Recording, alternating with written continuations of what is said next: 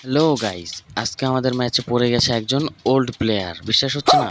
প্রথমে আমিও বুঝতে পারিনি যে তিনি একজন ওল্ড প্লেয়ার। পরবর্তীতে তিনি আমাদের ওল্ড ট্রেনিং গ্রাউন্ডের মতন করে টিম আপ করে আমার সঙ্গে খেলতেছিল। তখন আমি বুঝতে পারি যে তিনি একজন ওল্ড প্লেয়ার। আমরা তার সঙ্গে অনেকক্ষণ খেললাম, ভালোই মজা হলো।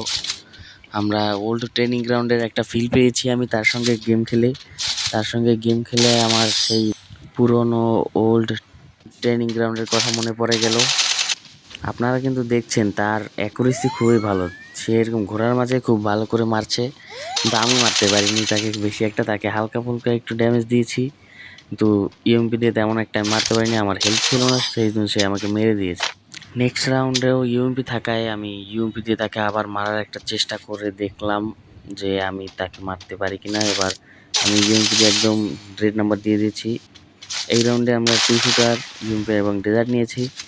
এবার দেখার পালা, এবার এই রাউন্ডে কি আমি দিয়ে আনতে পারি কিনা। টু শুটার দিয়ে একদম ওপি লেভেলে একটা হেডশট দিয়ে আমরা বইয়া করে নিলাম।